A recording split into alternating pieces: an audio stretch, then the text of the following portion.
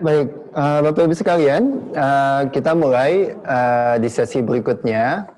Sesi kedua kita akan membahas tentang arah kebijakan DAK bidang kesehatan dalam percepatan pencegahan stunting. Dan yang kemudian tema yang kedua yaitu arah kebijakan DAK bidang keluarga berencana. Pada kesempatan ini akan ada dua pembicara yang hadir bersama kita. Yang pertama adalah Ibu Eni Agustina, mohon maaf Ibu. Beliau adalah Sekretaris Dirjen Kesehatan Masyarakat dari Kementerian Kesehatan. Dan nanti akan hadir juga bersama kita Bapak Hasto Wardoyo. Beliau adalah Kepala BKKBN yang saat ini masih dalam perjalanan dan akan tiba dalam waktu yang tidak lama lagi. Baik, Bapak Ibu sekalian, kita tahu bahwa sejak tahun 2018 ya, pemerintah mengalokasikan beberapa DAK untuk percepatan pencegahan stunting. Salah satunya adalah DAK bidang kesehatan. Di bidang kesehatan ini ada DAK fisik dan ada DAK non-fisik, gitu ya. Dan kita nanti akan mendengarkan untuk tahun 2021 itu arahnya akan kemana, baik DAK fisik maupun non-fisik untuk bidang kesehatan. Dan nanti Bu ini juga mungkin akan menyampaikan tentang hasil evaluasi terhadap pelaksanaan DAK sebelumnya ya Bu ya. Baik, Bapak Ibu sekalian, untuk mempersingkat waktu, sesi kedua kita akan lakukan sampai sekitar jam 12. Bagi Bapak Ibu yang mempunyai pertanyaan, silakan disampaikan melalui chat. Nanti akan kami pilih pertanyaan yang akan dimunculkan dan ditanyakan kepada panelis secara langsung. Kami juga akan memberikan kesempatan kepada peserta untuk menyampaikan pertanyaan secara langsung kepada panelis yang akan hadir. Kemudian Bapak Ibu sekalian, untuk pertanyaan-pertanyaan yang tidak sempat dijawab langsung oleh para panelis, karena pertanyaannya banyak sekali, tidak mungkin dijawab pada sesi ini, kami akan menjawab lewat chat atau lewat email. Jadi jangan khawatir Bapak Ibu sekalian, pertanyaan akan tetap kami respon melalui mekanisme jawaban langsung lewat chat. Bapak Ibu sekalian, sekali lagi kita akan mengikuti tentang arah kebijakan DAK bidang kesehatan dalam percepatan pencegahan stunting untuk tahun anggaran 2021 yang akan disampaikan oleh Ibu Dr. Eni Agustina MPH. Beliau adalah Sekretaris Dirjen Kesehatan Masyarakat dari Kementerian Kesehatan. Waktu saya persilakan Ibu.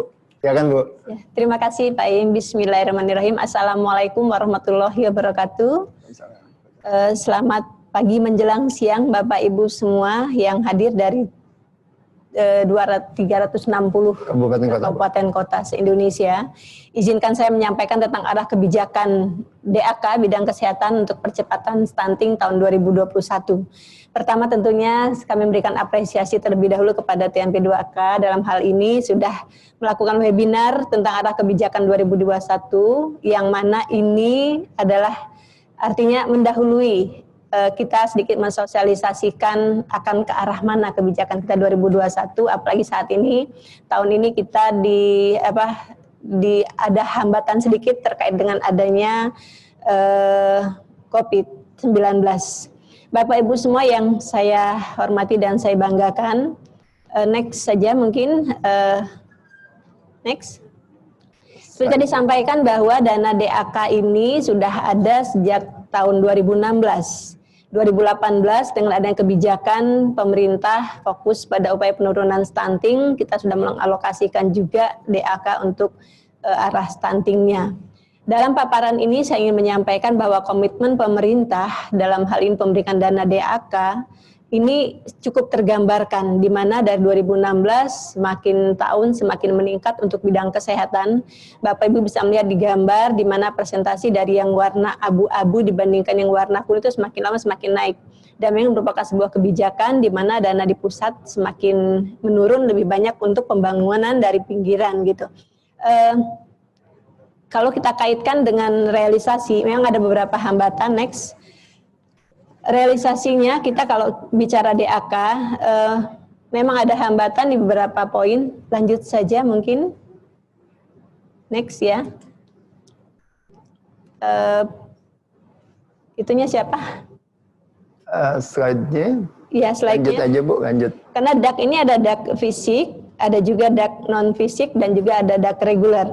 Artinya kalau melihat penyerapan ada sedikit hambatan, masih ada hal-hal terkait administrasi yang belum berjalan dengan baik, sehingga kalau lihat grafiknya masih ada yang landai kemudian naik lagi. Demikian juga pada poin-poin tertentu kalau kita lihat dari gambaran yang sudah ada, misalnya terkait dengan penyerapan pada kegiatan farmasi dan alat kesehatan, ini juga masih ada hambatan sehingga akan menjadi pertimbangan ketika nanti mengalokasikan pada kegiatan anggaran berikutnya. Bisa next itu paparannya. Berikutnya saya ingin menyampaikan tren realisasi dari DAK non-fisik bidang kesehatan yang tahun 2019. Dari beberapa poin yang ada, kalau kita bicara terkait DAK BOK non-fisik, itu ada dana BOK, ada kemudian ada jam persal, dan satu lagi adalah terkait dengan akreditasi. Nah, dari 3 poin ini memang yang paling tinggi penyerapannya adalah dana biaya operasional kesehatan. Karena kita tahu ini ada poin-poin yang dapat dilakukan teman-teman di puskesmas, yang dilakukan secara langsung, baik itu yang turun ke lapangan, yang melakukan penyuluhan, yang ada kegiatan PISPK, kemudian melakukan edukasi ke masyarakat, penyerapannya cukup tinggi, yaitu 72%, tapi di sisi yang lain masih ada kekurangan atau hambatan penyerapan di bidang akreditasi, karena ada beberapa yang akreditasinya tidak dilaksanakan karena belum ada kesiapan. Demikian juga untuk jam persal. Jam persal ini mungkin menjadi perhatian kami juga, karena pada awal-awal penurunan jam persal yang juga ini tentunya berkaitan nih Pak Iing dengan kegiatan stunting. Yeah. Karena kalau persalinan tolong oleh kesehatan tentunya juga kita melihat dampaknya juga cukup bagus pada kesehatan. Ini juga penyerapan yang kurang kuat atau kurang maksimal karena adanya beberapa perubahan-perubahan setiap tahun dalam hal juknis dari jam persal itu sendiri. Dari sekian poin DAK non-fisik, ini dilakukan penilaian juga terkait dengan pelaporannya. Karena kita tahu dengan sistem saat ini dana DAK diturunkan melalui Bapeda di kabupaten kota, kemudian penyerapannya itu dilaporkan melalui Erenggar untuk nanti penyaluran berikutnya. Nah, ini juga yang seringkali masih mengalami hambatan sehingga dalam hal penyerapan masih terhambat. Pada grafik yang sebelah kanan mungkin Bapak Ibu sekalian bisa melihat yang di kotak itu adalah penyerapan terkait stunting yang mana juga menurut kami cukup optimal meskipun belum maksimal. Artinya anggaran sudah disiapkan tapi penyerapannya belum maksimal. Lanjut next. Kalau kita melihat kembali DAK non-fisik tahun 2019, kita lihat sebetulnya pemerintah menyerapkan anggaran cukup tinggi dengan angka yang cukup bagus, tapi dengan usulan yang ada itu ternyata tidak juga bisa terserap secara keseluruhan, hanya 99,16%. Kemudian juga dari rencana kegiatan yang ada pun ternyata penyerapannya juga masih ada mengalami hambatan 94,59%, misalnya untuk afirmasi. Bahkan untuk pengendalian penyakit hanya 69,41%. Sekali lagi Bapak Ibu sekalian, dengan penyerapan seperti ini tentunya juga menjadi bahan pertimbangan ketika untuk penyaluran atau pemberian dana berikutnya. Kalau kita melihat penyerapan pada tahun 2019 dari keseluruhan DAK fisik 61,69%. Lanjut. Ini saya ingin bicara terkait dengan progres penyediaan PMT yang merupakan DAK fisik dari stunting. Ini yang kita memberikan menjadi andalan kita dari DAK fisik ini, di mana setiap tahun kita memberikan anggaran cukup besar, bahkan hampir mendekati 1 triliun untuk pemberian dana PMT. PMT ini sasarannya ada 2, untuk PMT ibu hamil dalam upaya kita pencegahan stunting, dan juga PMT kepada anak balita yang kurus atau yang gizinya kurang dalam upaya kita untuk menangani atau mencegah sedini mungkin anak-anak yang gizinya kurang. Nah, dalam tahun 2020 ini ada beberapa provinsi yang tidak mengajukan anggaran DAK. Bisa saya sebutkan Bangka Belitung, Jawa Barat, karena mereka merasa mungkin APBD-nya sudah cukup. Dari provinsi yang lain sudah mengajukan, sampai saat ini progresnya yang sudah selesai itu baru 1 provinsi, yaitu Maluku. Yang lain masih ada pengajuan lelang dan juga proses lelang. Ini sengaja saya tampilkan minimal untuk dapat memberikan masukan kepada Bapak Ibu semua bahwa kita sudah menyediakan anggaran, tolong bisa dimanfaatkan secara optimal dalam rangka mengatasi stunting ini, baik untuk ibu-ibu hamil maupun untuk anak-anak balita. Karena sekali lagi dengan kondisi COVID saat ini merupakan sebuah ancaman juga untuk kita, di mana ada hambatan, ada keterbatasan untuk akses dan kesehatan.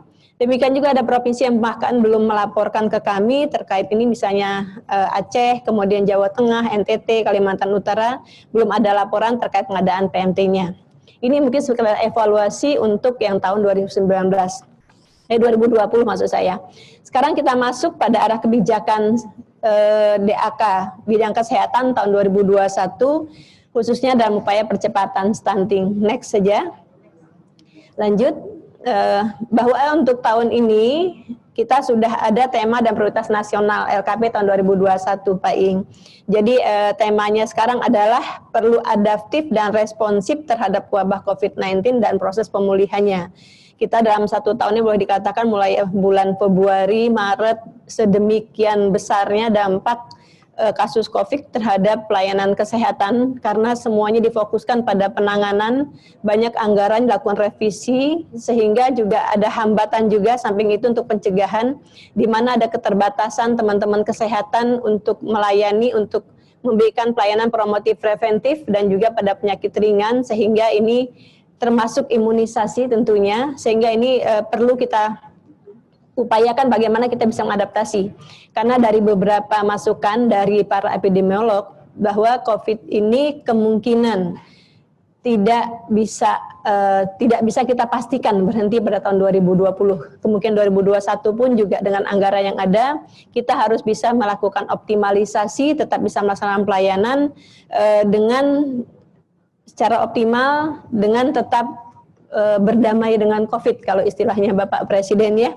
Nah, dari tema prioritas yang ada, ini ada beberapa program PN, prioritas nasional, dikaitkan dengan ketahanan ekonomi, kemudian pengembangan wilayah. Nah, untuk kesehatan itu masuk pada PN 3, prioritas nasional 3, itu menciptakan SDM berkualitas dan berdaya saing. Nah, ini adalah tugas kita bersama, salah satunya melalui program mengatasi mencegah stunting ini. Lanjut saja, dari PN3 ini kita tentunya harus bersama-sama dengan prioritas yang lain terkait dengan pendidikan, terkait dengan penguatan sumber daya manusia, dan kita masuk pada poin ketiga yaitu dalam upaya percepatan penurunan kematian ibu dan stunting. Lanjut saja, ini saya masuk pada indikator-indikator yang sudah disahkan oleh Bapak Presiden melalui RPJMN tentunya, sudah ditandatangani pada tanggal 22 Januari yang lalu. Indikatornya antara lain adalah upaya penurunan kematian ibu, kemudian kematian bayi. Ada beberapa strategi yang sudah dibuat oleh Bappenas, dari 5 strategi, yaitu peningkatan kesehatan ibu, anak, KB, dan kesehatan reproduksi, kemudian percepatan perbaikan gizi masyarakat, pengendalian penyakit, pembudayaan perilaku sehat melalui Germas, kemudian penguatan sistem kesehatan, serta pengawasan obat dan makanan.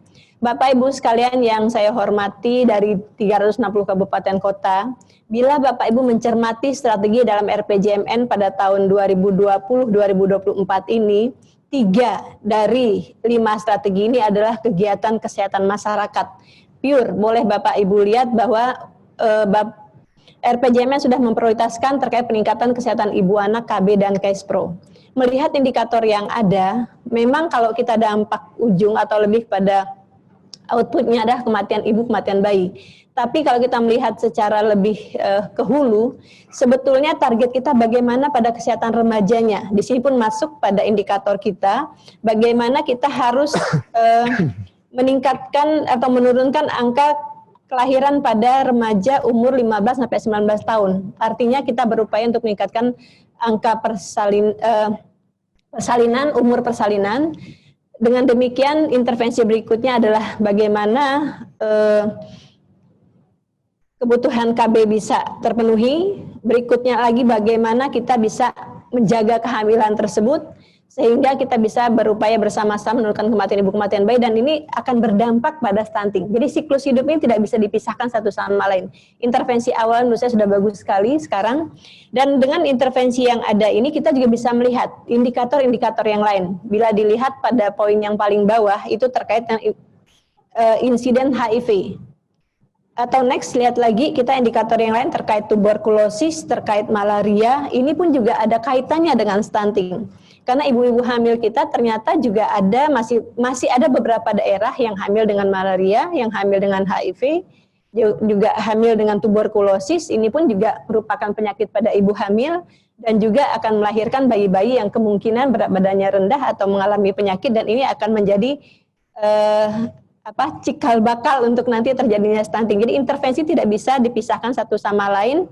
Demikian juga untuk pencegahan obesitas, menurunnya angka merokok, kemudian untuk penguatan imunisasi serta persenjataan fasilitas kesehatan. Ini satu sama lain merupakan satu kesatuan dalam upaya kita meningkatkan sumber daya manusia melalui intervensi kesehatan. Lanjut, saya ingin menyampaikan terkait kebijakan dana transfer khusus dalam hal terkait BOK dan juga refocusing, yang mana ini merupakan pegangan mungkin sebagai acuan bagi Bapak Ibu semua untuk merancang usulan DAK tahun 2021 ini.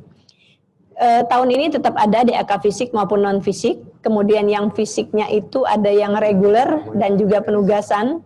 Penugasan ini termasuk juga ada afirmasi untuk menjadi lokasi prioritas, dan juga pemberian anggaran non-fisik dengan kriteria yang ada. Ini sekali lagi merupakan acuan bagi Bapak Ibu semua nanti, khususnya bisa disampaikan pada teman-teman kesehatan untuk dapat menyampaikan usulan dan mempertimbangkan agar usulan tersebut selektif. Rincian menunya kita juga terbatas, kemudian mempunyai daya ungkit yang manfaatnya besar terhadap kegiatan. Demikian juga usulnya akan mempertimbangkan juga ketika banyak daerah yang mengusulkan, artinya bahwa menggambarkan bahwa kegiatan ini memang sangat penting dan juga mempunyai nilai besar sehingga daerah tidak mampu membiayai dan membutuhkan usulan melalui DAK ini. Demikian juga untuk refocusing DAK fisik, di mana outputnya diharapkan mempunyai outcome yang optimal. Sekali lagi, usulan Bapak Ibu sekalian akan sangat berdampak pada optimalisasi anggaran kita tahun 2021. Lanjut, seperti mungkin sudah kita lakukan bersama-sama dalam usulan-usulan sebelumnya, bahwa kebijakan dana transfer khusus ini proposal base, jadi berdasarkan usulan dari daerah. Kami hanya memberikan rambu-rambunya, nanti kemudian daerah membuat usulannya.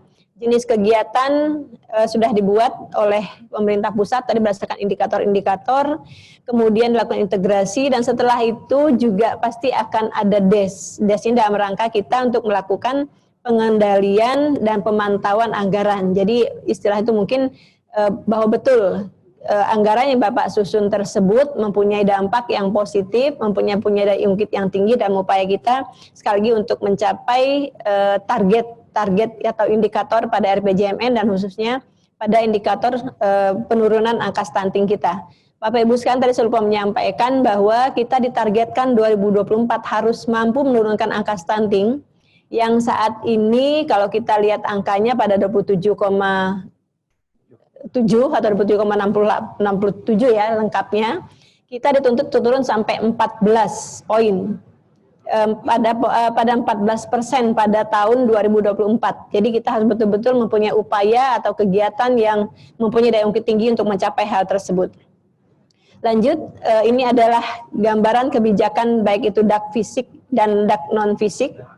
Lanjut saja, nanti DAK non-fisik bantuan operasional kesehatan masuknya, ini merupakan satu kegiatan-kegiatan. Lanjut lagi. Nah, kegiatan DAK fisik penugasan tahun 2021 dengan tematik penurunan kematian ibu dan stunting ini terdiri dari 5 tematik utama yang mungkin menjadi pegangan dari Bapak Ibu sekalian. Bisa mungkin mempunyai analisa sekarang di mana dari 8 langkah analisa Bapak Ibu sudah punya data, sudah punya target, sudah punya roadmap. 2020 berapa akan diturunkan, 2021 sudah diturunkan. Nah, kaitkan dengan anggaran yang akan Bapak usulkan nanti terkait dengan kebijakan ini berdasarkan kewilayahan, baik itu wilayah barat maupun wilayah timur. Yang pertama adalah penguatan promosi, surveillance dan tata laksana. Kemudian yang kedua adalah penyediaan alat bermain untuk balita, karena kita tahu intervensi stunting tidak hanya cukup dengan pemberian makanan tambahan.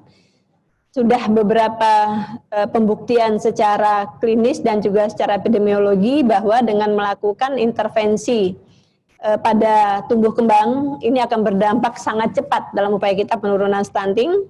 Kemudian pembangunan peningkatan sistem penyediaan air minum, sekali lagi ini juga sangat berdampak. Sudah beberapa daerah kita bisa melihat bahwa dengan ketidaktersediaan air bersih itu juga mempunyai dampak terhadap jumlah dari angka stunting atau tinggi angka stunting. Kemudian penyediaan akses sanitasi melalui pembangunan atau pembangunan IPAL dan SPAL, dan juga pengelolaan sampah serta kualitas lingkungan hidup. Jadi kalau kita kembali ke 5 strategi tadi, betul-betul bahwa strategi Germas ini merupakan strategi yang sangat mendukung dalam upaya kita penurunan stunting. Lanjut, berikutnya ada arah kebijakannya. Adalah dalam upaya kita untuk peningkatan kesiapan sistem kesehatan. SKN kita, kami berharap semua kabupaten kota juga bisa memperkuat sistem kesehatan daerahnya, SKD-nya. Kemudian percepatan perbaikan gizi masyarakat dan upaya penurunan stunting, peningkatan intervensi kesehatan ibu, anak dan KB, serta penguatan Germas. Target sasarannya sudah kami sampaikan mungkin pada slide ini, saya tidak akan bacakan satu persatu, tapi diharapkan 360 kabupaten kota melaksanakan penguatan intervensi stunting.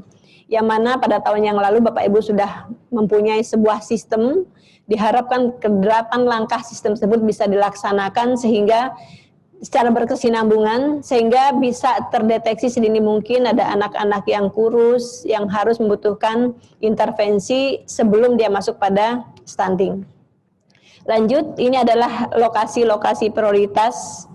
Sebetulnya ini adalah berdasarkan program, tapi Bapak Ibu sekalian, ini ada irisan-irisan. Dan kami sudah bersepakat dengan lintas eselon 1, baik itu dengan Dirjen Yankes maupun dengan Dirjen P2P, untuk mengintegrasikan prioritas-prioritas ini agar intervensi kita lebih kuat.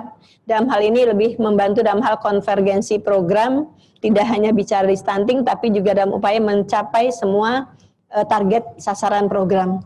Lanjut, ini mungkin yang juga dibutuhkan Bapak Ibu sekalian, khususnya teman-teman kesehatan, ruang lingkup atau menu dari DAK reguler bidang kesehatan yang mungkin menjadi acuan sekali lagi terkait pembangunan dan rehabilitasi puskesmas untuk DAK fisiknya, khususnya juga untuk daerah-daerah terpencil, kemudian penyediaan sarana prasarana puskesmas, penyediaan alat kesehatan puskesmas, kemudian untuk subbidang rujukan, juga subbidang pelayanan farmasi dan alat habis pakai, yang mana sekarang juga dari DAK membantu dalam hal distribusi untuk obat-obatan, dan juga subbidang kesiapan peningkatan sistem kesehatan. Ini yang kita masukkan dalam BOK, dari mulai penyediaan alat deteksi dini penyakit, termasuk melakukan survei melalui EPPGBM tentunya.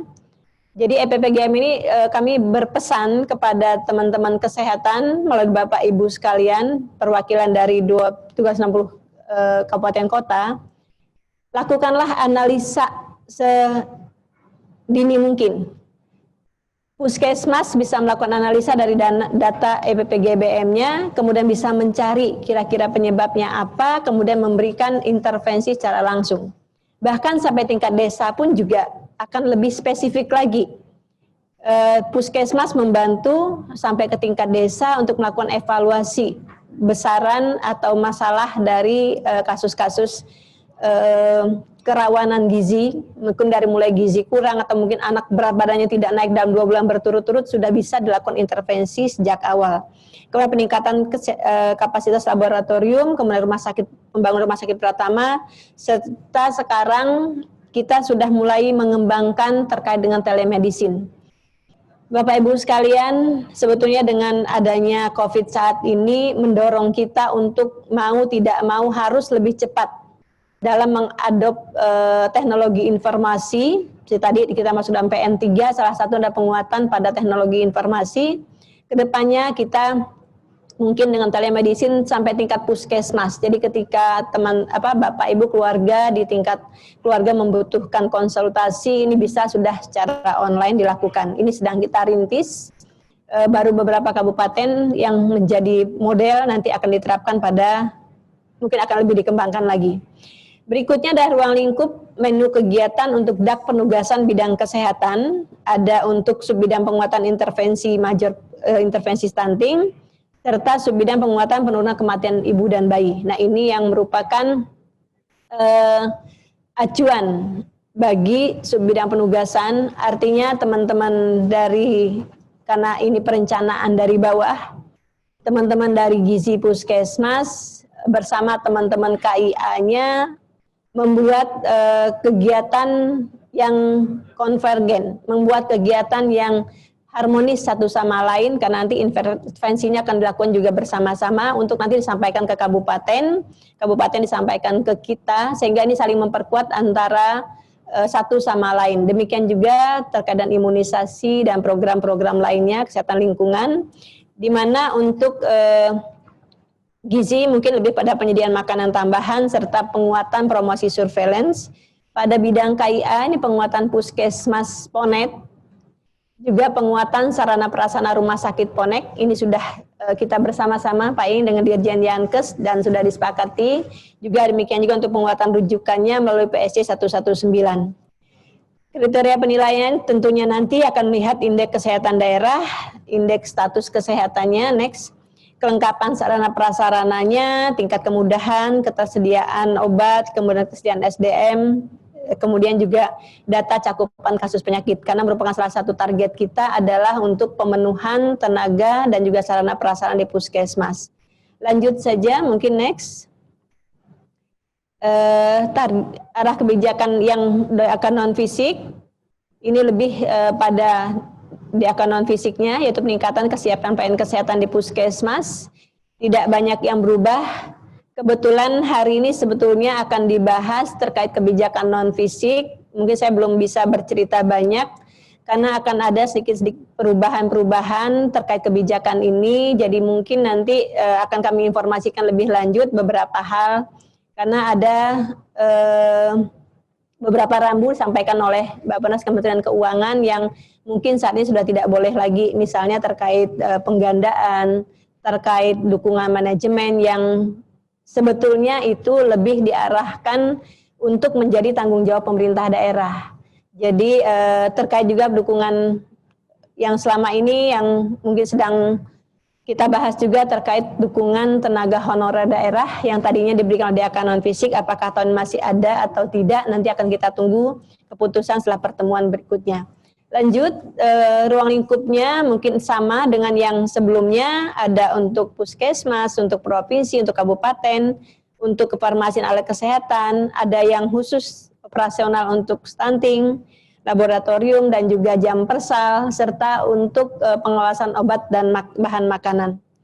Lanjut, lokasi prioritas masih sama, kita melanjutkan yang sebelumnya, 360 lokus kabupaten kota stunting dan 200 lokus kabupaten untuk penurunan AKI dan AKB. Kriteria penilaiannya saya yakin mungkin terlalu operasional. Nanti akan kami sampaikan secara lebih detail ketika ada pertemuan atau webinar dengan teman-teman kesehatan, baik itu untuk BOK provinsi, BOK kabupaten kota. Ada beberapa kriteria penilaian terkait indeks kapasitas fiskal, kemudian hasil penilaian BOK sebelumnya, juga data IPKM, dan juga terkait pelaporan. Lanjut, ini mungkin yang juga perlu Bapak Ibu sekalian ketahui terkait dengan timeline-nya. Lanjut, next ya. Karena nanti ini harus sudah disetujui, sekarang kita masuk pada bulan Juni, sosialisasi kebijakan DTK kepada daerah. Jadi sekali lagi terima kasih kepada TNP 2K sudah mendahului kami untuk sosialisasi. Kemudian di bulan Juli, bulan September, dan diharapkan bulan Oktober tersebut sudah pembahasan dengan DPR. Kita berharap ini tidak ada hambatan, kemudian penetapan alokasi anggaran, sehingga bulan November sudah ada penyusunan RKAKL-nya, dan seperti biasa, apalagi dengan sekarang, Presidennya juga pengen semuanya juga cepat dan harus segera. Mudah-mudahan bulan Oktober sudah ada keputusan RKAKL-nya, sehingga pelaksanaan kegiatan bisa lebih dipercepat lagi. Lanjut, next.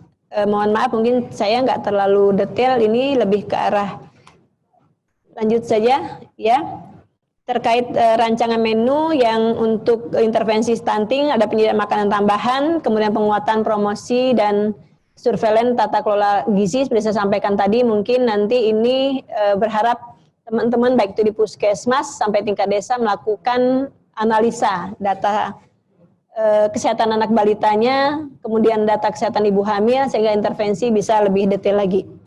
Lanjut, ini rancangan menunya, dari mulai penyusunan regulasi terkait stunting, pemetaan analisa situasi program stunting, kemudian pelaksanaan rembuk stunting nanti akan dapat dukungan dari BOK, kemudian ada pembinaan kader pembangunan manusia bersama-sama dengan lintas kementerian.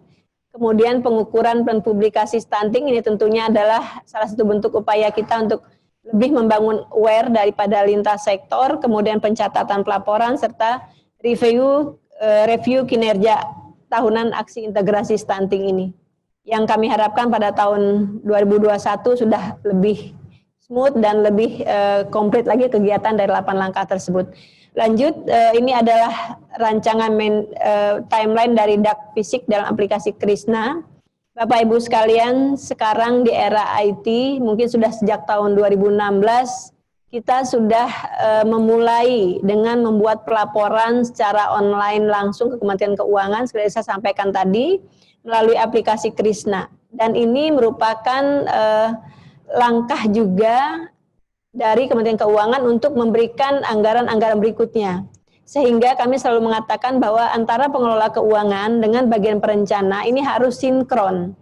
Sehingga kalau laporannya bisa lebih awal, penilaian lebih baik, dan anggaran pun bisa turun lebih baik. Jadi inputnya harus sudah masuk, diharapkan sampai tanggal 3 Juli untuk DAK Fisik. Kemudian pada bulan Agustus sudah ada sinkronisasi antara pusat dengan daerah. Lanjut, ini hanya sebagai remind kepada Bapak Ibu sekalian, pada batas waktu pengusulan DAK bidang kesehatan sampai dengan tanggal 3 Juli, ini usulan sudah masuk di Krisna, kemudian penginputannya sudah diharapkan sudah selesai. Kemudian pengunggahan surat rekomendasi gubernur pada DAK Fisik pada tanggal 11 Juli, dan diharapkan seluruh batas waktu aplikasi penggunaan sudah bisa masuk semua pada server pada tanggal 31 Juli tersebut. Ini sudah ada edaran Sekjen terkait ini untuk dapat diingatkan kepada teman-teman kesehatan. Harapan kami seluruh kabupaten kota bisa melakukan input data Krisna sesuai dengan jadwal yang sudah saya sampaikan tadi, bahkan mungkin saya ulang kembali jadwalnya. Kemudian dalam pengusulan kegiatan diharapkan sesuai dengan edaran Sekjen serta menu-menu yang berlaku. Ini yang mungkin dapat saya sampaikan Pak Iing sebagai gambaran dari DAK kita tahun 2021 dalam upaya mendukung percepatan penurunan stunting ini. Sekali mulai dari pencegahan sampai dengan penanganannya, kita sudah coba untuk penanganan mungkin lebih banyak pada DAK fisiknya, di mana menyiapkan puskesmas untuk koneknya, demikian juga menyiapkan terapi feeding center pada wilayah tertentu, sehingga ketika menemukan anak-anak stunting yang mempunyai penyakit tambahan itu bisa segera teratasi. Demikian Bapak Ibu sekalian, mudah-mudahan ini bisa menambah wawasan Bapak Ibu dalam perencanaan kita tahun 2021. Sekali lagi, dengan kita punya rencana yang baik, tentunya pelaksanaan juga akan lebih baik. Terima kasih. Wassalamualaikum warahmatullahi wabarakatuh. Waalaikumsalam warahmatullahi wabarakatuh. Baik Bu Eni, terima kasih atas paparannya. Tadi Bapak Ibu sekalian. Selamat datang Pak Hasto. Apa kabar Pak? Sehat? Sehat. Silakan Pak. Baik. Bapak Ibu sekalian, Bu Eni menyampaikan beberapa hal.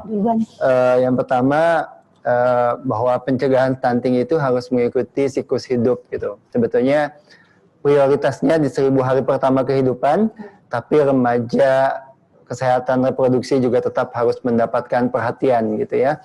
Sehingga ini menjadi sebuah siklus yang sustain gitu ya. Jadi semua siklus hidup diintervensi. Karena stunting diawali dari ibunya gitu ya. Kalau ibunya gizinya nggak baik, maka anaknya juga gizinya akan tidak baik gitu. Yang kedua, Bu Eni menyampaikan bahwa ternyata meskipun uangnya dialokasikan, DAK itu banyak yang nggak mengusulkan ya Bu, untuk 2019 dan 2020.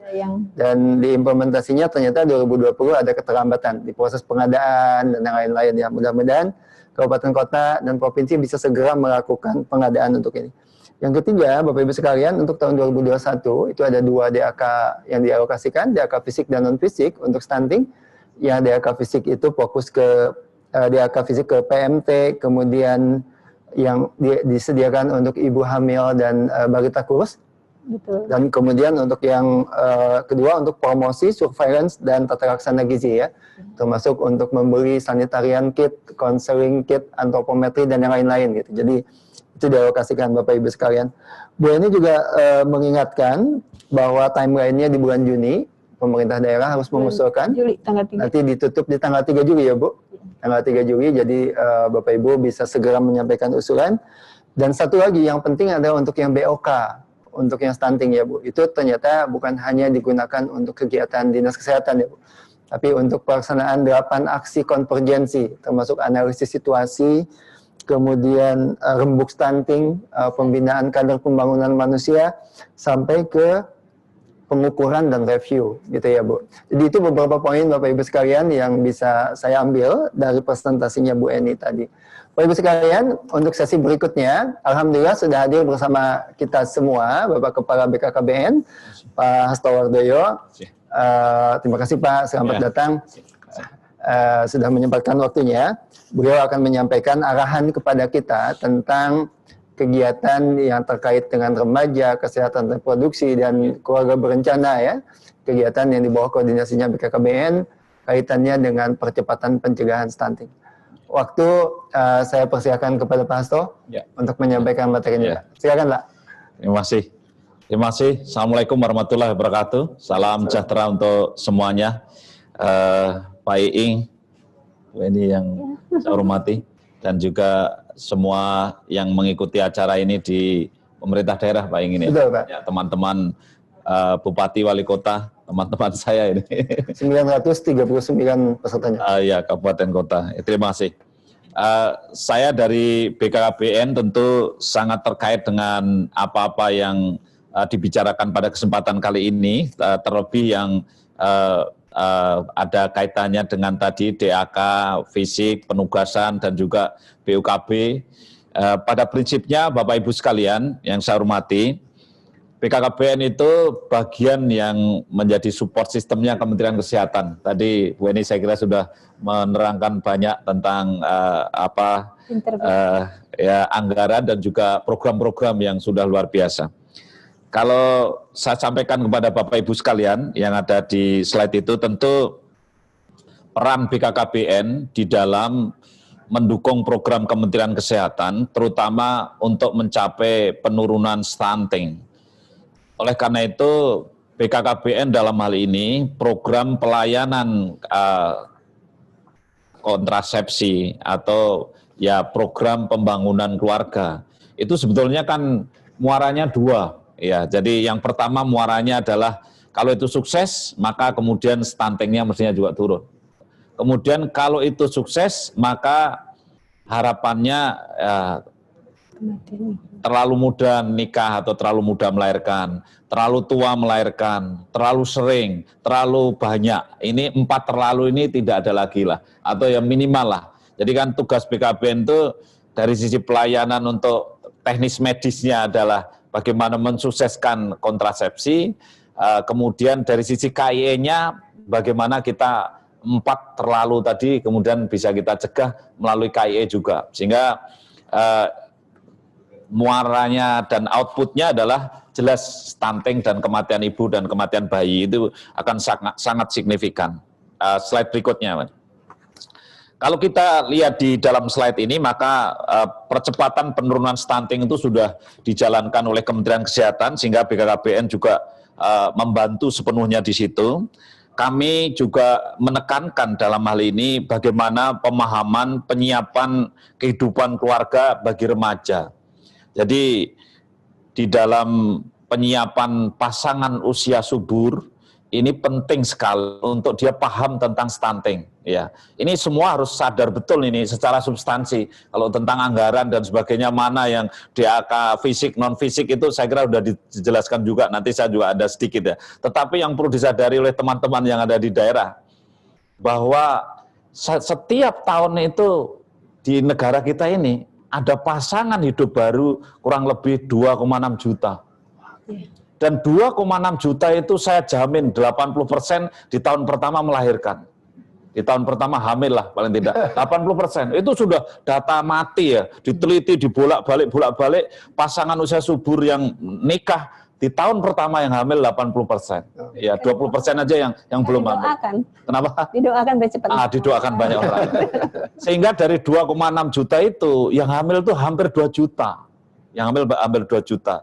Oleh karena itu ketika 1 tahun ada laporan melahirkan itu bervariasi, tergantung sumbernya yang melapor ya ini. Tapi saya baca antara 4 sampai 5 juta lah. Kalau saya ambil 4,8 juta, kalau saya hitung dari angka kelahiran per 1 juta atau per 1000 dan seterusnya itu kira-kira bisa 4,8 juta. Jadi hampir separuhnya itu sumbernya adalah dari pasangan usia subur baru, PUS baru. Oleh karena itu inilah pentingnya bahwa pasangan usia subur yang mau nikah ini penting untuk menjadi sasaran bidik kita. Ya, kita tahu ya Pak Presiden Jokowi mentargetkan kita supaya 2024 itu stuntingnya 14%. Sementara kalau Kementerian Kesehatan masih sebetulnya 17 Bu ya. Tadinya 19. 19. Tapi kan Pak Presiden minta supaya 14 ya. Pak Ing, jadi orang yang 14% yang akan diukur sebagai 14% itu hari ini 80% belum lahir orangnya, bayinya itu belum lahir Pak. Ya, sehingga kita tidak boleh terpaku kepada data yang lampau. Memang data yang lampau harus kita urus, yang mereka sudah terlanjur stunting, kita punya kesempatan sampai 1000 hari. Tapi kalau sudah lewat itu ya bisa, tapi sedikit lah. Gitu. Sehingga kita tetap urus itu. Gitu. Tetapi ingat, yang akan diukur dan kita laporkan kepada Bapak Presiden, itu 80% belum lahir ya? Masih belum lahir itu. Jadi akhirnya apa? Ya prospek yang harus kita bicarakan. Betul. Sehingga di dalam percepatan penurunan stunting ini yang berikutnya BKKBN adalah bagaimana perencanaan itu kita mulai ketika dia itu masih hamil. Ya, sehingga ketika dia itu tadi ada calon pasangan usia subur itu adalah remaja, kemudian pada saat hamil itu menjadi sasaran lagi. Tidak hanya sasaran untuk supaya dia merawat kehamilannya, biar anak yang dikandungnya tidak stunting, tapi yang lebih penting adalah harus kita pastikan besok kalau sudah melahirkan KB pasca persalinannya mau pakai apa. Itu. Karena ingat bahwa stunting itu sangat dekat dengan spacing, artinya terjadinya stunting karena jarak melahirkannya terlalu dekat. Ya. Sebetulnya WHO atau dari Kementerian Kesehatan kita ini ya asal jaraknya itu sudah 36 bulan atau 33 bulan birth to birth interval. Dari melahirkan sekarang sampai melahirkan berikutnya kita sudah senang lah. Dan di dalam Al-Quran kan 30 bulan. Jadi kan kita tidak jauh-jauh lah gitu ya. Jadi ya kalau tidak bisa 33 ya 30 bulan juga sudah diizinkan Al-Quran, juga dari WHO juga tidak terlalu jauh ya. Nah inilah kemudian pada saat hamil, mari kita konseling dengan gizi tentang perawatan, tetapi jangan lupa kita tanya itu besok kalau sudah melahirkan apa enggak sebaiknya ikut diputuskan dia mau kontrasepsi apa. Ini penting. Slide berikutnya ya.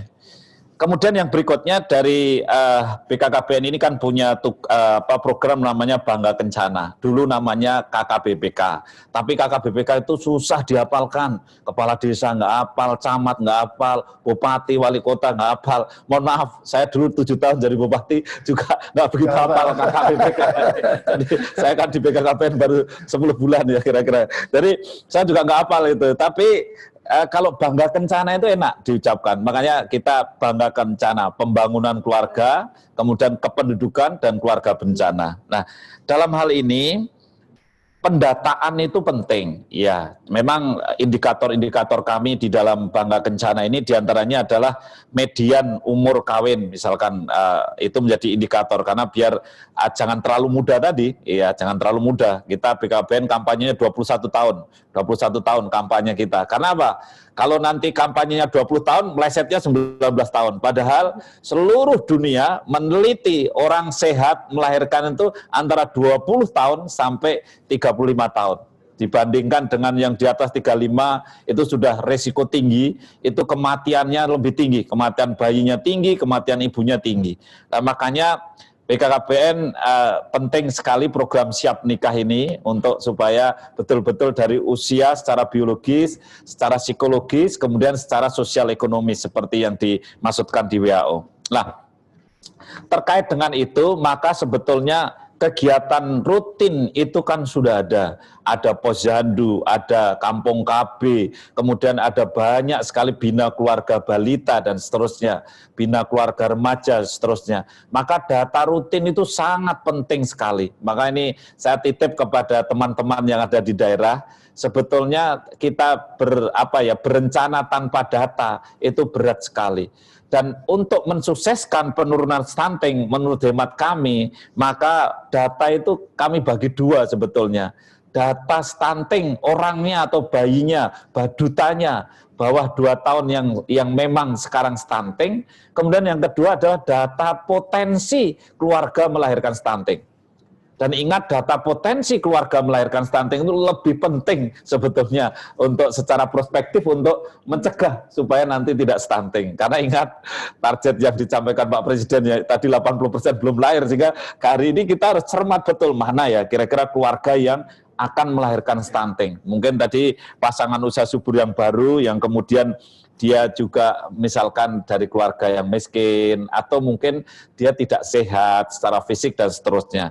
Oleh karena itu di BKKBN ini tentu kemudian kita ingin sekali lebih menekankan di dalam kehidupan 1000 hari kehidupan pertama ini, tidak saja kita secara kuratif tetapi secara preventif dari hulu, jauh dari hulu, kemudian data itu yang paling penting yang bisa mengarahkan, menjadikan petunjuk pada kita semua, sehingga akhirnya tidak hanya stunting, tetapi juga sekaligus kita mencegah kematian ibu dan kematian bayi.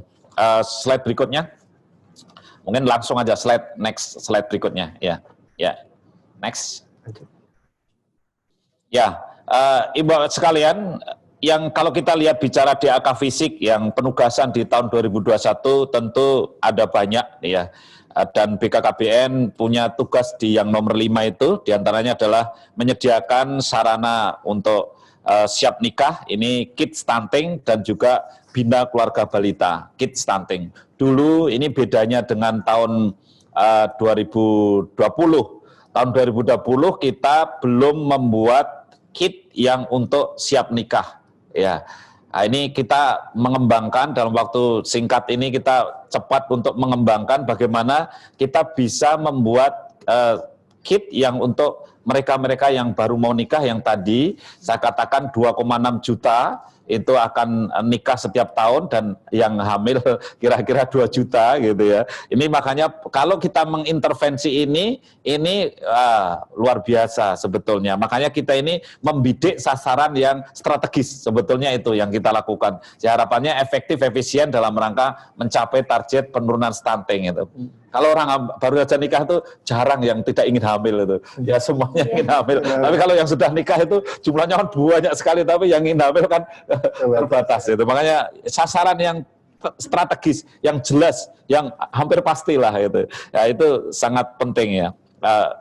Dan di sini kalau kita lihat kegiatan DAK fisik untuk penugasan yang subbidang KB dan juga kesehatan reproduksi di tahun 2021, sehingga sasaran utama adalah yaitu penyiapan kehidupan keluarga, tadi yang remaja akan menjadi pus baru atau pasangan usia subur baru, yang mana kita memang mengikuti program yang sudah dari Bappenas dan juga dari Kementerian Kesehatan, yaitu diprioritaskan di 360 kabupaten dan kota. Ya, meskipun bukan berarti yang tidak masuk di 360 tidak diperhatikan. Saya kira itu harus juga sama-sama itu. Jangan sampai yang di luar 360 terus kita tidak perhatikan. Kemudian yang berikutnya adalah bagaimana sarana prasarana penguatan 1000 hari kehidupan pertama, pengadaan bina keluarga balita kit untuk stunting ini masih tetap kami adakan, tentu seperti tahun yang sebelumnya juga sudah dilakukan. Tetapi ingat bahwa kegiatan yang kedua ini hampir mayoritas adalah kegiatan kuratif ya, dalam arti sudah stunting, kemudian kita kit-kitnya yang ada kemarin kan kit-kit yang seolah-olah ini stunting, kemudian kita mengatasi itu, mengatasi. Oleh karena itu yang pertama itu saya kira sangat penting ya. Kemudian bagaimana bantuan operasional untuk BOKB dalam hal ini untuk penurunan stunting. Ibu Bapak sekalian, bahwa pemahaman kesehatan reproduksi tentang stunting tadi kita melalui kegiatan PIK-R, kemudian edukasi pengasuhan untuk 1000 hari pertama kehidupan, ini saya kira fokusnya di situ. Termasuk ibu hamil itu nanti tadi di depan sudah sampaikan untuk akan KB apa itu menjadi bagian yang penting. Ya, kemudian mungkin slide berikutnya ini terkait dengan anggaran ya. Saya kira di BKKBN ini anggarannya tidak terlalu banyak ya, tapi kami bagian pendukung di mana kita punya DAK itu yang totalnya, yang DAK dari sumber BKKBN itu sebetulnya totalnya 2,6 triliun. Ya, sehingga dari situ ada DAK fisik yang jumlahnya itu 675 miliar, itu diantaranya yang reguler itu 575 miliar, kemudian yang untuk penugasan ini ada 100 miliar. Dan disitulah untuk pengadaan kit-kit stunting tadi.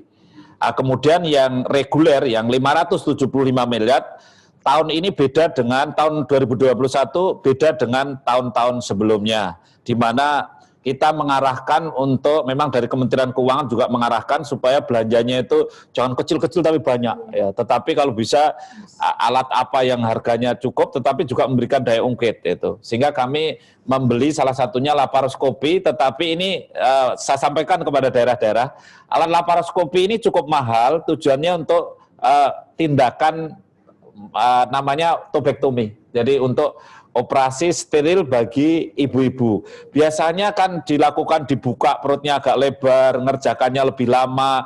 Kemudian kalau biasanya dokter itu tidak pakai laparoskopi, tidak pakai kamera. Jadi hanya ngintip saja. Matanya merem sebelah terus ngintip.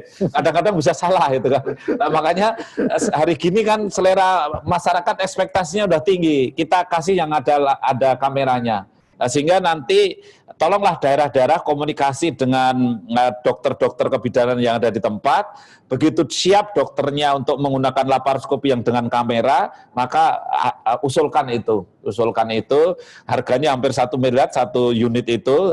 Kemudian ada dokter yang mengerjakan, rumah sakitnya merawat alat tersebut, dan ini bermanfaat bagi rumah sakit setempat, karena kalau ada kasus-kasus yang perlu dilihat dengan kamera dalam perutnya, ada rumah sakit yang belum sama sekali punya laparoskopi, akhirnya bisa dipakai, gitu, bisa untuk melayani masyarakat.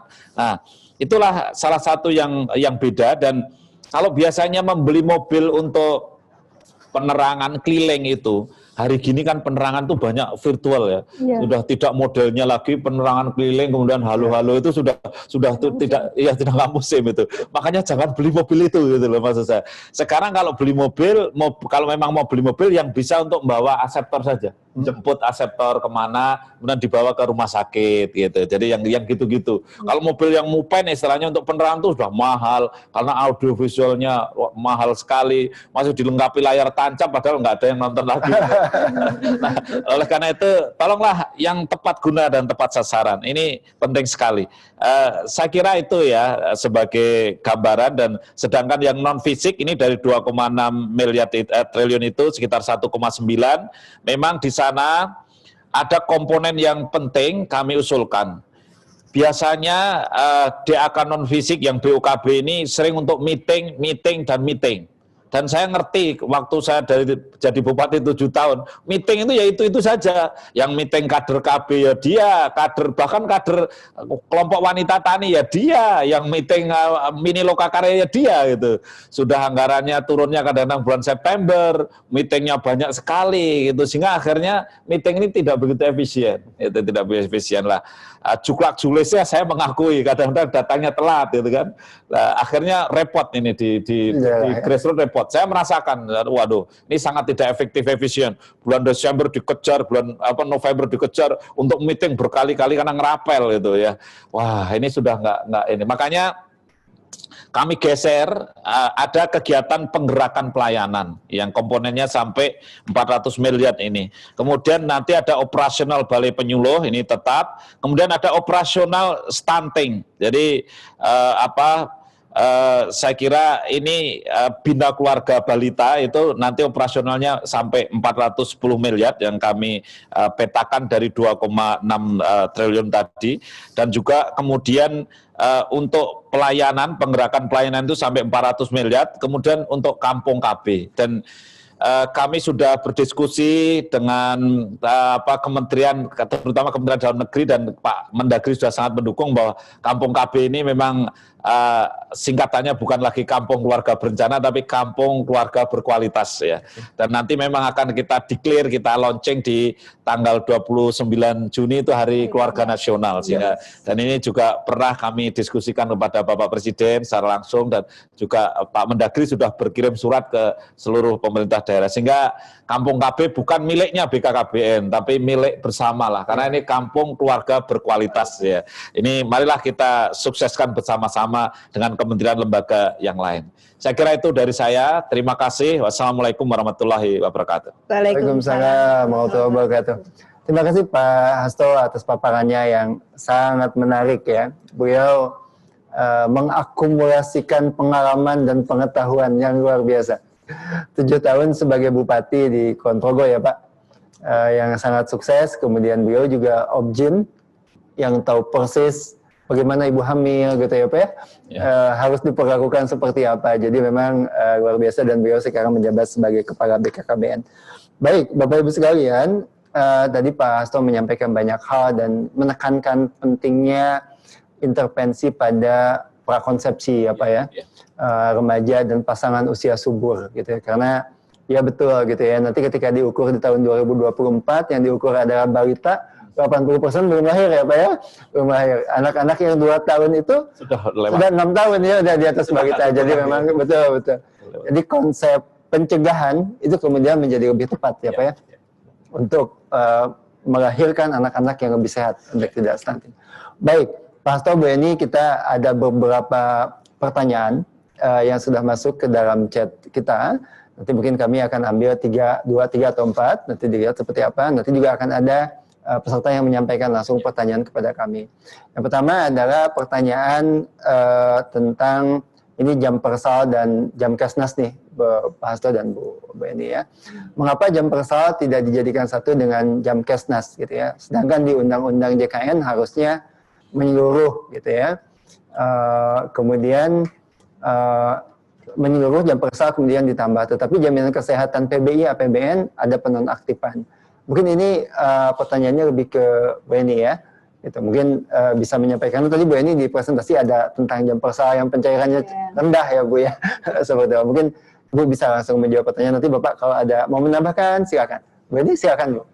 Terima kasih Pak Ing. Terima kasih Bu Siti Hidayati, ini tetangganya Pak Hasto juga nih, sama-sama Jogja Pak, dari Gunung Kidul. Tetangga. Iya, terima kasih. Jadi memang jam persal ini ceritanya dulunya jam persal kan semua persalinan ya, pasti dibantu oleh jam persal.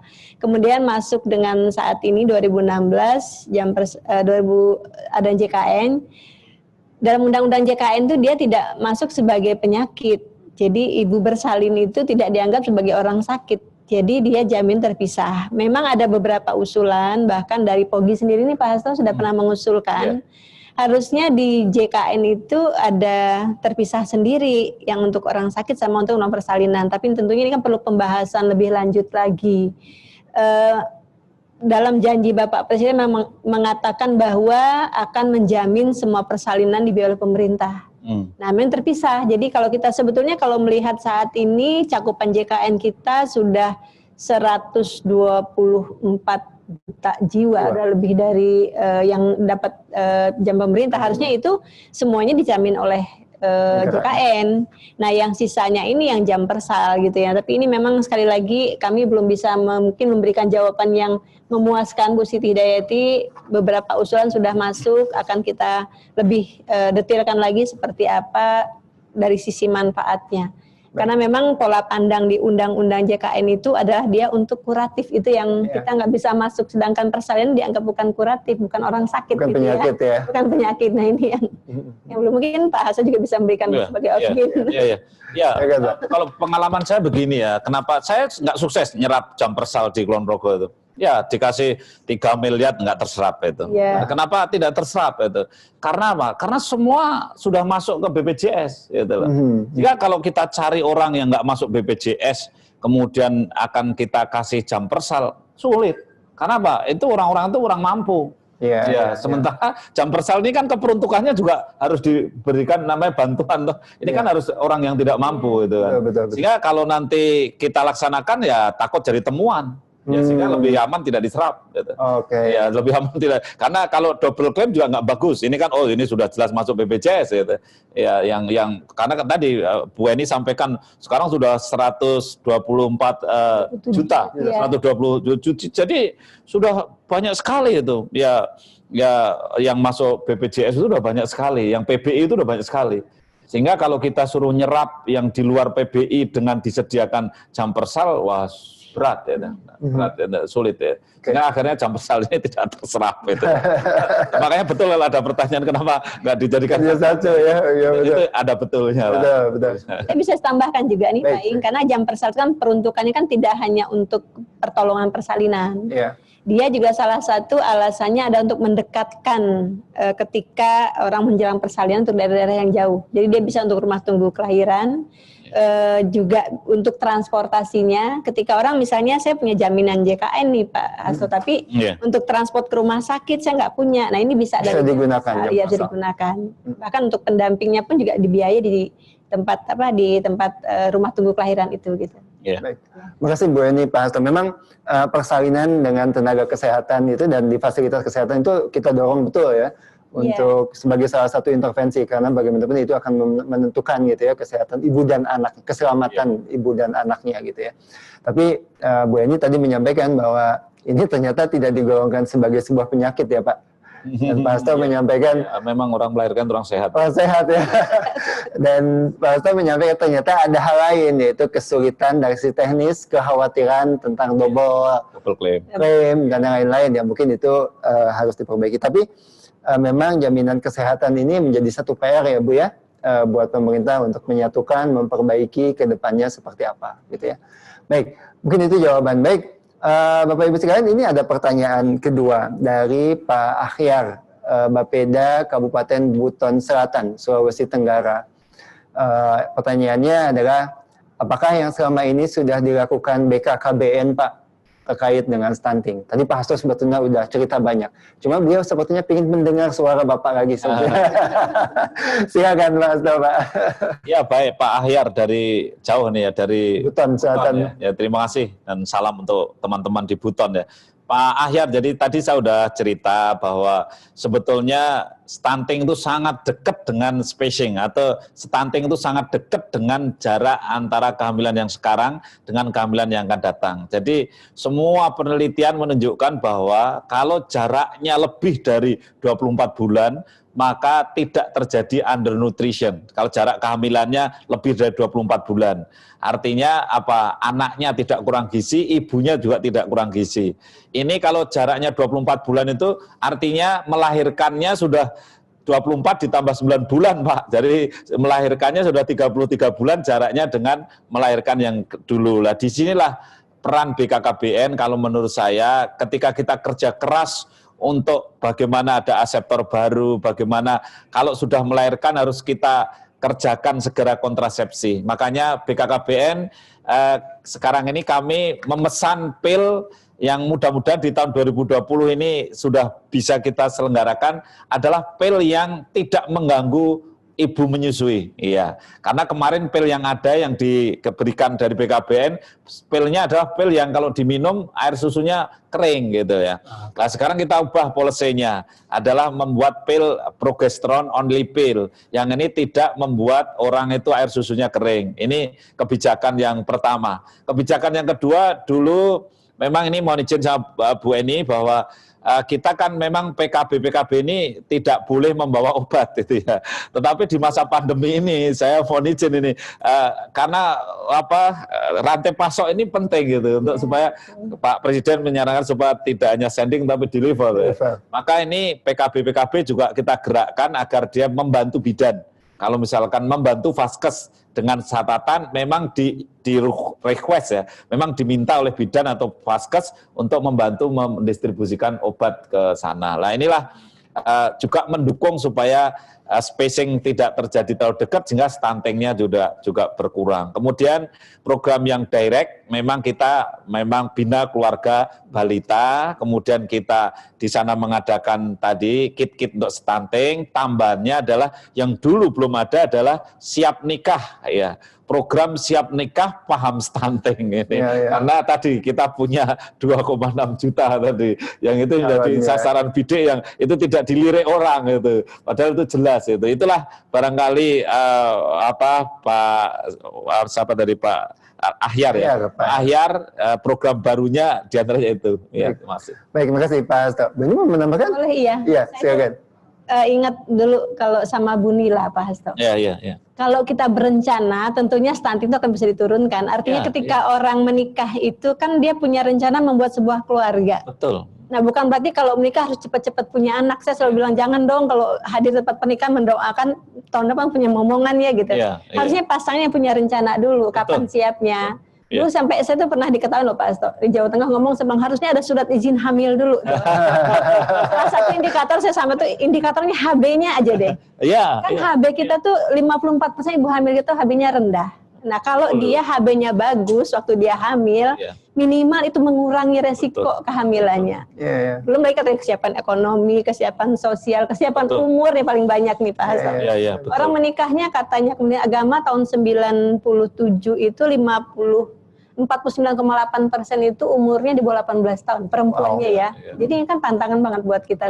Terlalu muda. Iya, kalau rencananya bagus, tentunya punya anaknya juga bagus. Betul.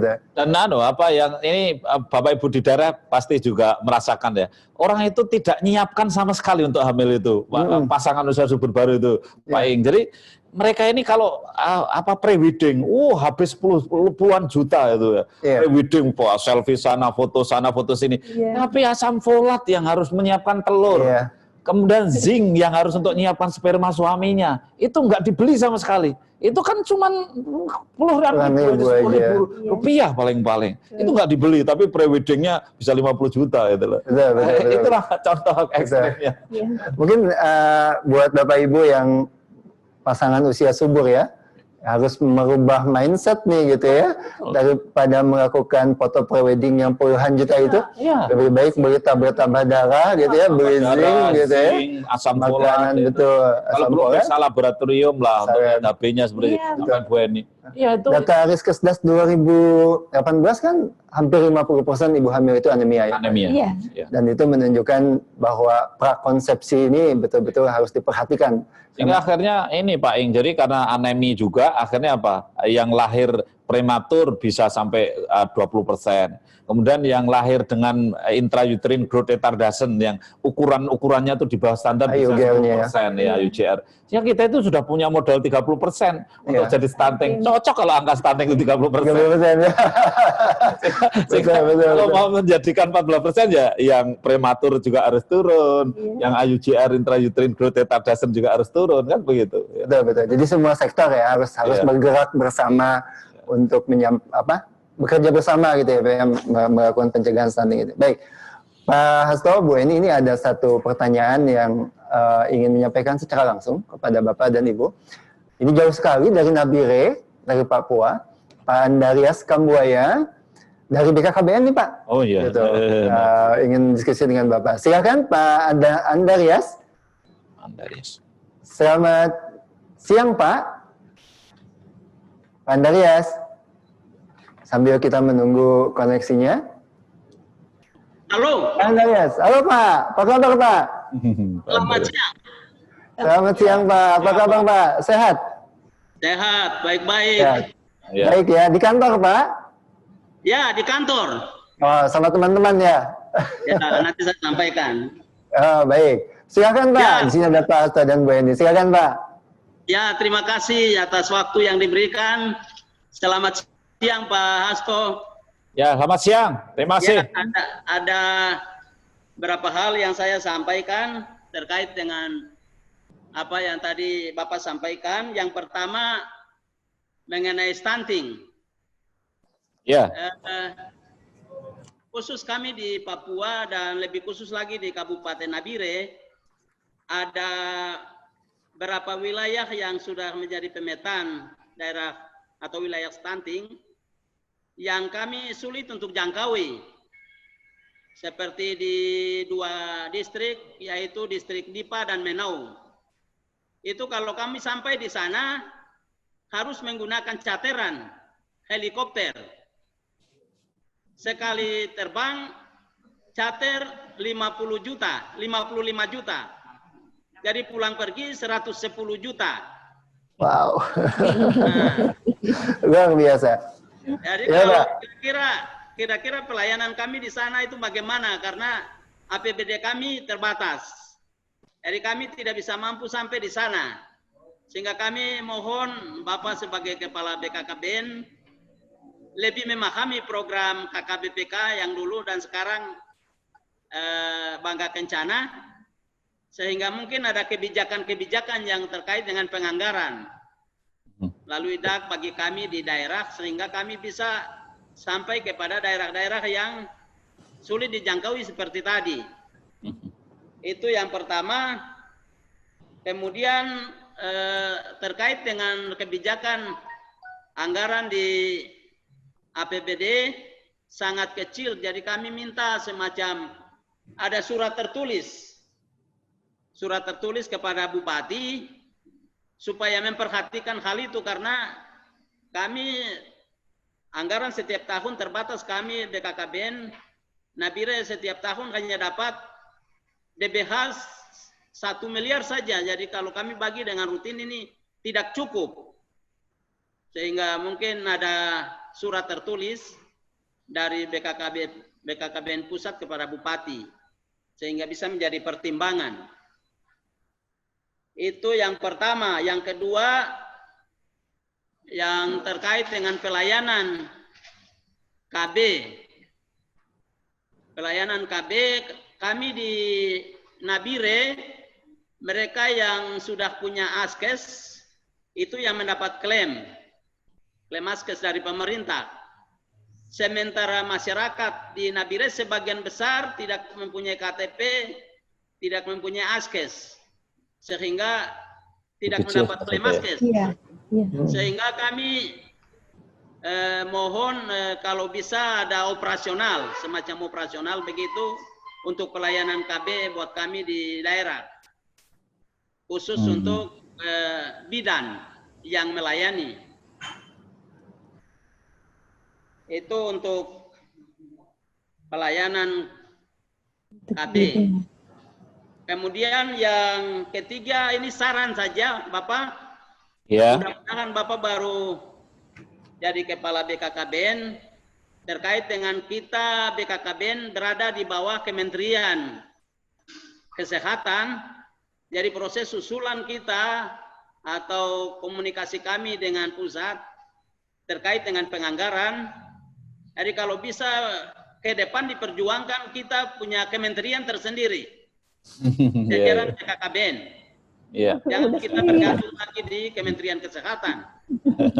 Sehingga kami ada urusan langsung dengan kita punya kementerian. Ya. Kira-kira itu yang Baik. saya sampaikan. Terima kasih. Waktu saya kembalikan. Baik, terima kasih Pak Andarias. Salam buat teman-teman di sana ya Pak. Baik. Baik, ini pertanyaannya sudah kami tangkap Pak Hasto. Ya. Ada 3 pertanyaannya Pak. Silakan Pak. Ya baik Pak Andarias, terima kasih sekali atas pertanyaannya yang sangat bagus. Yang pertama tadi disampaikan ada faktor kesulitan untuk menjangkau dari salah satu wilayah yang memang harus charter pesawat sampai sekali jalan PP 110 juta, luar biasa ya.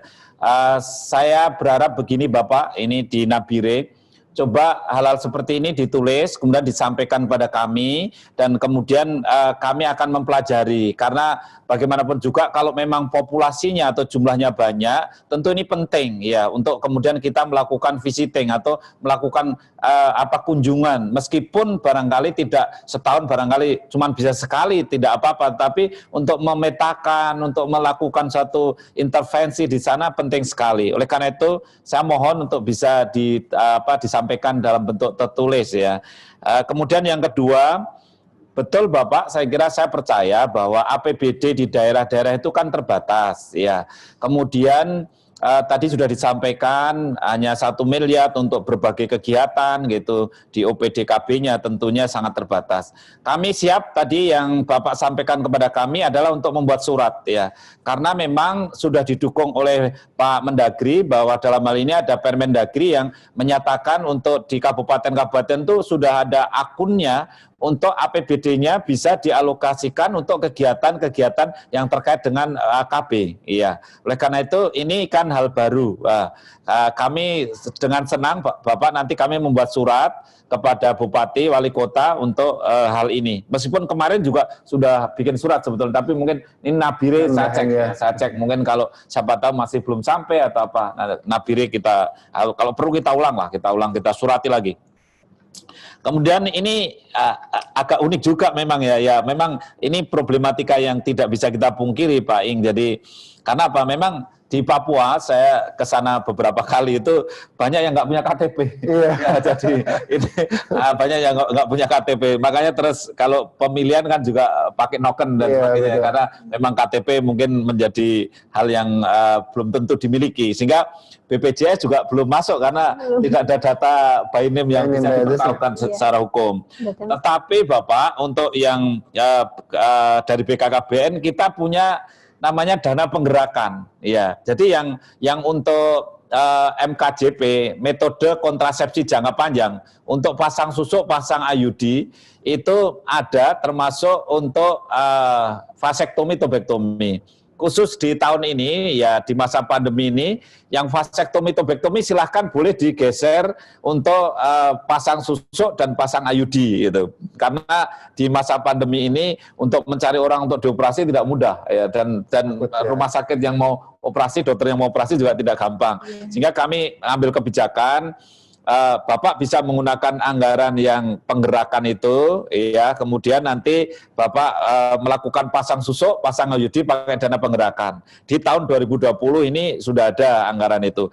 Di tahun 2021 ini bisa lebih besar lagi. Karena apa? DAK yang non fisik, yang BOKB yang ke kabupaten, biasanya nggak ada dana penggerakan itu. Tetapi saya mengusulkan dana penggerakan untuk KB ini, untuk pelayanan kontrasepsi, saya usulkan 400 miliar untuk seluruh Indonesia. Ya, sehingga kalau ada, katakanlah ada 500 kabupaten, ya mudah-mudahan kabupaten Bapak paling nggak dapat 0,5 miliar, kan lumayan itu ya, kalau 400 miliar ini. Jadi oleh karena itu manfaatkanlah dana BOKB tahun 2021 yang kami mengalokasikan 400 miliar untuk 514 kabupaten dan kota, itu untuk menggerakkan. Jadi yang tadi Bapak itu tidak usah pakai KTP itu ya, karena ini kan yang penting penduduk di situ bisa diakui, mungkin pakai didaftar oleh kepala kampung atau camat atau petugas di situ bahwa memang itu ada penduduk di situ, kemudian kita layani, kita lakukan pelayanan secara serentak BCP itu. Kemudian yang terakhir Bapak, ini usulan yang baik supaya BKKBN jadi kementerian ini nanti biar dari Pak Wapres ini nanti. Ya tapi usaha-usaha untuk melakukan yang terbaik tentu di BKKBN kita lakukan, dan itu adalah usulan Bapak, tentu kami sangat menghormati, mengerti apa yang Bapak inginkan, dan terima kasih sekali. Ya, terima kasih. Ya. Baik, terima kasih Pak Hasto, jawabannya sangat lengkap gitu ya. Mudah-mudahan Pak Andreas bisa puas dengan jawaban itu. Bu, ini mau menambahkan Bu? Tadi operasional bidan aja. Ya, silakan Bu. Itu bisa melalui BOK juga dari Puskesmas. Jadi biaya operasional kesehatan itu salah satunya juga bisa buat operasional bidan, dalam hal ini KIE-nya gitu. Dan juga untuk pelayanan di Puskesmas, pelayanan KB ya tentunya juga sudah ada biaya tersendiri. Gitu. Jadi selain dari BOK-nya BKKBN, BOKB gitu, juga bisa pakai BOK yang Puskesmas ya Bu ya, untuk ya include kesehatan. Betul, untuk pelayanan di bidan ya, bidannya. Baik. Bapak Ibu sekalian, itu jawaban dari kedua panelis kita. Ini masih ada satu penanya lain Pak yang ingin menyampaikan secara langsung dari Bapeda Kabupaten Luwuk Banggai di Sulawesi Tengah, Kabupaten Banggai mungkin ya, di Luwuk gitu. Ini Pak Ramli Tongko. Pak Ramli? Iya Pak. Pak Ramli. Halo Pak. Sambil nunggu koneksi, karena mungkin ya sudah muncul. Assalamualaikum Pak. Ya, selamat siang Pak. Selamat siang Pak, apa kabar? Ya. Kabar baik ya Pak? Baik Pak, kabarnya baik. Baik. Silakan Pak, ada yang ingin disampaikan ke Pak Kepala BKKBN dan Bu Sekdirjen? Silakan. Ya, Pak. Terima kasih atas kesempatan yang diberikan kepada kami. Saya mungkin lebih banyak pada pelaporan ataupun saran-saran dari kami. Mungkin sedikitlah pertanyaan untuk Pak Kepala BKKBN dan Ibu Eni dari Menkes. Kami ingin sampaikan bahwa Alhamdulillah Kabupaten Banggai sangat berkomitmen dengan upaya untuk pencegahan dan penanggulangan stunting di daerah kami, karena Pak Bupati sangat memiliki komitmen yang tinggi untuk upaya pencegahan dan penanggulangan stunting ini. Alhamdulillah sejak 2018, 2019, 2018 kami masuk dalam lokasi pilot project, proyek prioritas untuk penanganan stunting. Sampai dengan sekarang alhamdulillah upaya-upaya untuk penanggulangan stunting sudah kami lakukan, dan Riskesdas 2013 kita stuntingnya 35,9%. Alhamdulillah Riskesdas 2018 sekarang ini stunting kita turun menjadi 31,5%. Memang ada upaya-upaya integrasi, konvergensi yang sudah kami coba lakukan, dan alhamdulillah itu berjalan bagus, walaupun memang tetap masih ada kendala di dalam pelaksanaannya, terutama untuk ya masih ada ego antar dinas, antar bidang yang merasa bahwa ini bukan urusan mereka, bukan upaya atau bukan bagian mereka untuk penanggulangan stunting. Tapi saya kira dengan aksi yang kami sudah lakukan di Kabupaten Banggai, semua ini bisa berjalan dengan bagus, dan alhamdulillah konvergensi sudah sangat baik berjalan di daerah kami. Berkaitan dengan penganggaran, memang untuk penganggaran APBD ini, di sini juga letak persoalannya. Biasanya anggaran sudah kami kucurkan ke perangkat daerah, tetapi lokusnya yang kadang-kadang tidak pada lokus stuntingnya, pada keluarga 1000 HPK, pada desa yang dianggap stuntingnya tinggi berdasarkan hasil analisis situasi. Sehingga ini juga yang sedang kami benahi sekarang ini, mudah-mudahan ini ke depan bisa lebih baik. Untuk Pak Kepala BKKBN, mungkin memang selama ini peran-peran dari teman-teman kami di Dinas Pemberdayaan Perempuan di sini yang menangani keluarga berencana sudah juga sangat optimal, tapi saya kira perlu optimalisasi kembali pemanfaatan DAK ini memang. Yang kami ingin pertanyakan Pak, kira-kira dengan menu yang ada sekarang di DAK ini, dari DAK KB ini, apakah memang sudah tepat menu-menu ini untuk penanggulangan stunting yang seperti tadi disampaikan ada bina keluarga balita, KB kit stuntingnya, kemudian kit siap nikah anti stunting. Ini memang persoalan yang masih ada juga, saya kira di desa-desa Pak, sangat kompleks sih sebenarnya berkaitan dengan semakin tinggi biasanya tingkat pendidikan orang, biasanya dia enggan untuk kawin muda. Jadi punya keterkaitan yang sangat erat. Biasanya juga ini Pak karena listrik gelap di kampung, kawin itu Pak. Makanya Bukan karena WFH ya. Listrik. Upaya tadi itu Pak, supaya kita menghindari ada nikah yang belum cukup umur. Kemudian untuk kesehatan saya kira juga selama ini sudah optimal, apalagi BOK-nya tadi memang untuk diarahkan kepada upaya pencegahan dan penanggulangan stunting.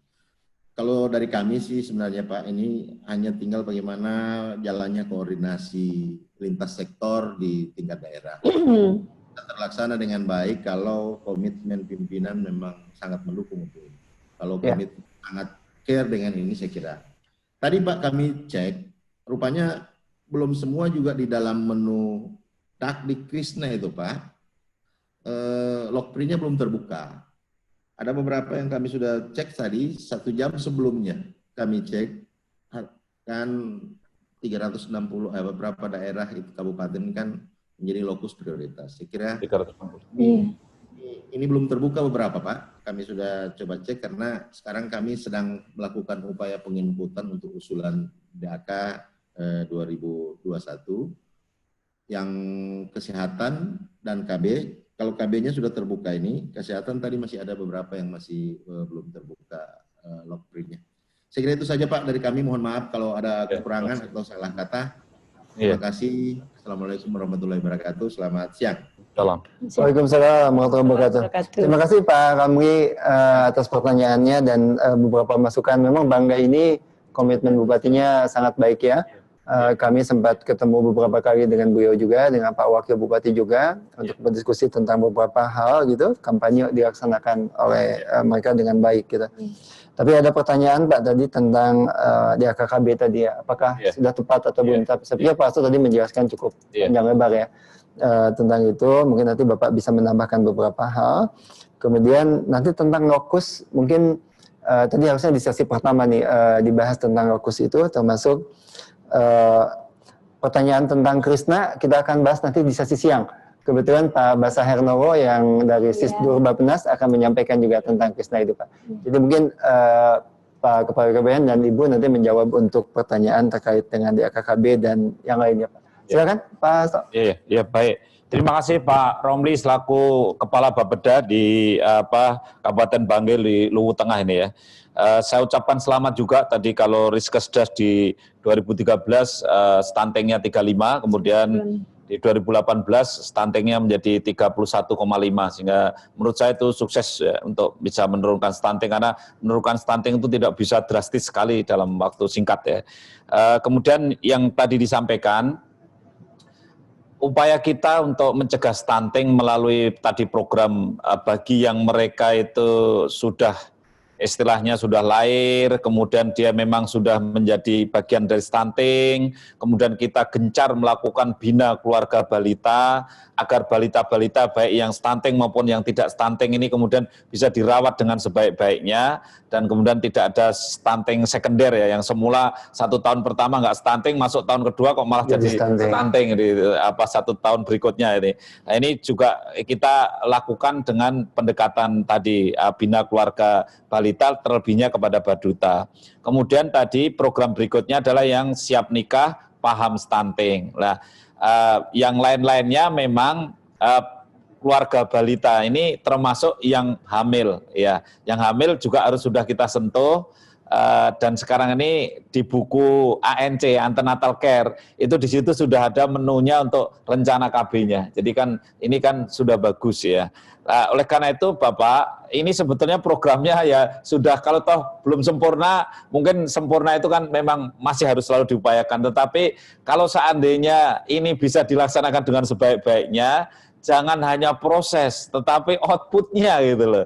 Nah, saya kira Bapak tadi sudah betul juga bahwa Bapak juga ada kadang-kadang ada kendala bahwa program-program yang disampaikan kepada desa itu kadang-kadang masih kurang lokus sesuai dengan lokusnya, misalnya begitulah.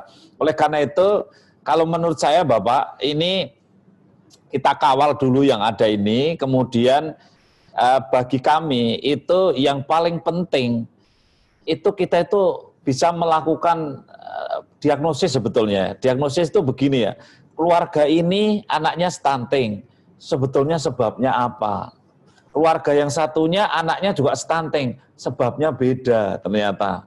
Nah, treatmentnya tentu beda-beda. Makanya sekali lagi Bapak, ini program bina keluarga baduta dan bina keluarga balita ini harusnya memang lebih tajam, tidak hanya pertemuan. Ya, yang perlu dipertajam adalah sampai ke penyebab-penyebabnya itu. Ya, karena biasanya kalau pertemuan tanda tangan, berapa yang datang? 100 orang, catat 100. Pertemuan lagi ini keluarga balita, ini kegiatan stunting. Berapa yang datang? 125. Targetnya dalam 1 tahun itu 5.000, kemudian sudah semua sudah tercapai 5.000. Tapi itu kan baru proses itu. Betul. Proses untuk bertemu, tapi mendiagnosis saja belum. Ya. Gitu. Nah, itulah kelemahan kita, sehingga Bapak tadi kalau lokusnya masih kurang tajam, saya kira ini kita pertajam. Nah, kemudian begitu juga ketika kita ingin tadi menyiapkan supaya remaja itu betul-betul siap dan paham, kemudian kita memetakan siapa-siapa yang akan nikah di wilayah itu, kemudian siapa-siapa yang menjadi bagian dari resiko tinggi. Keluarga resiko tinggi melahirkan stunting. Ya, 1, keluarga yang kemarin anaknya stunting. Ini kalau hamil lagi risiko tinggi melahirkan stunting. 2, keluarga yang jarak kehamilannya dekat, ya belum 2 tahun sudah hamil lagi. 3, keluarga yang memang sosial ekonominya rendah atau miskin. Ya. Kemudian 4, keluarga yang memang punya indikasi sakit, ada yang TBC, ada yang sudah tercatat sebagai penderita-penderita tertentu. Nah, ini adalah contoh-contoh keluarga resiko tinggi stunting, ya kita petakan. Saya kira itu Pak Romli, Kepala Bapeda yang luar biasa. Saya boleh minta sedikit ya Pak Romli ya, jadi saya kemarin bikin surat kepada seluruh bupati dan gubernur supaya mohon dibantulah di pas pandemi ini KB-nya itu jangan dikasih retribusi gitu ya. Jadi tolong jangan kan banyak kabupaten-kabupaten yang masih mengeluh kepada saya ini providernya, Pak, ini kami di sini nggak bisa karena ini nggak ada anggarannya. Loh kenapa? Ini kan obat sudah saya kasih gratis, ini alat suntiknya gratis. Loh tapi ini kan ada retribusinya gitu loh. Nah, saya terima kasih kepada bupati-bupati, wali kota yang sudah merespon. Bahkan ada gubernur yang merespon langsung, gubernurnya bikin surat ke bupati-bupati supaya digratiskan gitu. Nah ini bagus, dan tolonglah disampaikan ke DPRD-nya masing-masing izin bahwa untuk retribusi untuk KB ini terlebih di masa pandemi, syukur kalau nanti berlanjut itu lebih baik kita gratiskan. Nah ini saya kira penting supaya layanan menjadi lebih baik ya. Ketika ada kebijakan gratis dari bupati yang didukung DPR, ketika nanti ada pemeriksaan dari BPK, ini jadi nggak apa-apa. Tapi kan beberapa alasan ke saya bahwa wah nanti kalau saya gratiskan saya jadi teman BPK Pak karena perdanya kan ada retribusinya gitu. Nah, itu loh.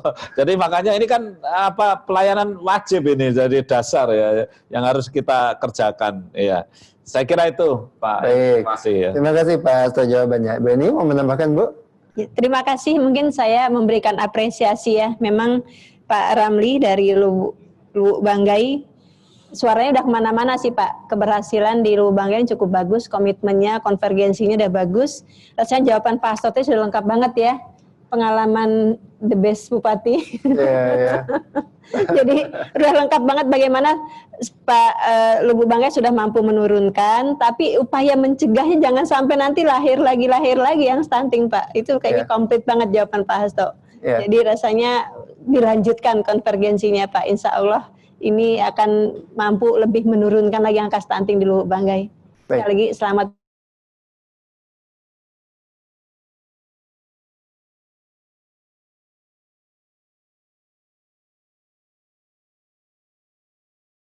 Cegah ibu hamil, anemia dan yang lain-lain ya. Itu yang lebih penting. Betul.